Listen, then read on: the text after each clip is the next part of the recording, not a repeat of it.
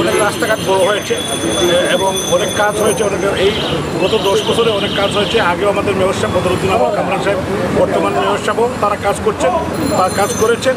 তো আমি মনে করি যে আমরা যেহেতু নতুন প্রজন্মের রাজনীতিবিদ, আমরা আরও প্ল্যান করে আগামী দিনে একটি সুন্দর এবং স্মার্ট নগরী যদি আমি আল্লাহ তাআলা আমাকে সুযোগ দেন, আমি নির্বাচিত হতে পারি, বিল্ডিং কোড এখন 100-এ 100 হবে। এখানে কোনো নো কম্প্রোমাইজ। এখানে যদি আমার আপন সন্তানও একটা বিল্ডিং করতে চায়, তারপরে বিল্ডিং কোডের বাইরে, কারণ এই শহরের মানুষকে তো আমাদের বাঁচাতে হবে, এই নগরীর মানুষকে বাঁচাতে হবে। এরা সবাই তো আমাদের আত্মীয় স্বজন, আমাদের বন্ধু বান্ধব, আমাদের পাড়াপড়শি, এই নগরবাসী, এই সিলেটবাসী, এরা তো আমরার মানুষ, আমরা তো এই শহরের মানুষ। এবং আমি মেয়র হলাম কি এটা পরবর্তী বিষয়, কিন্তু আমি তো সিলেটের সন্তান। এই সন্তানের দায়িত্ব কিন্তু এই মাটি বা এই পতাকা বা এই এলাকার প্রতি একটি দায়িত্ব পালন করে। আমি মনে করি যে আমি রাজনৈতিক কর্মী হিসাবে এটা আমার একটা বিশেষ দায়িত্বের মধ্যে পড়ে যে এই শহরে যাতে আগামী দিনে যে কোনো ধরনের দুর্যোগ মোকাবিলা, যে কোনো ধরনের কোনো সমস্যা আসলে, বন্যা বলেন, খরা বলেন, আপনার ভূমিকম্প বলেন, আপনার করোনা আসলো, এরকম আসলে যাতে আমাদের মাথার মধ্যে থাকে, আমাদের রেস্কিউ প্ল্যান থাকে। আমরা এইটা আমাদের সমস্ত পেশার, আপনারা যারা সাংবাদিকরা আছেন, বিভিন্ন পেশার মানুষকে নিয়ে আমরা একটা কমিটি করে যে কীভাবে এগুলোর থেকে আমরা উত্তরণ পেতে পারি। এবং সবার একজনের বুদ্ধিতে কিন্তু সব কাভার করবে না।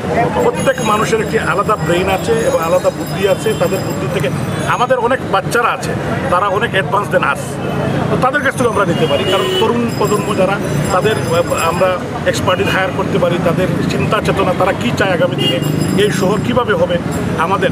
কারণ এটা তো ব্যক্তিগত কোনো বিষয় না, এটা তো সমষ্টিগত বিষয়।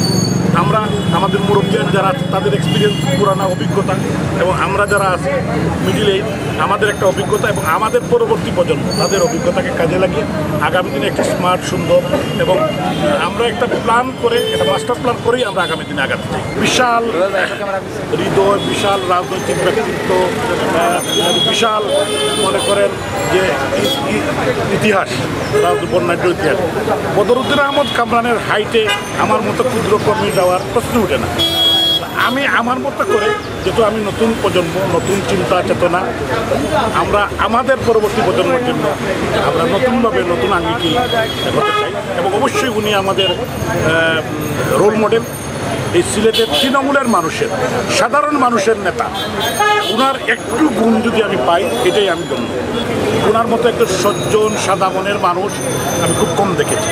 এবং একজন সাধারণ মানুষের নেতা বলতে, জনগণের নেতা, জনগণের কামরান, আমরার কামরান, সিলেটের কামরান, এরকম হওয়া আমি মনে করি পারবো না, আমার যে যোগ্যতা। তবে আমি চেষ্টা করব যে বদরুদ্দিন কামরানের মতোই আগামী দিনে যাতে সাধারণ মানুষের মানে আনোয়ার হতে পারে।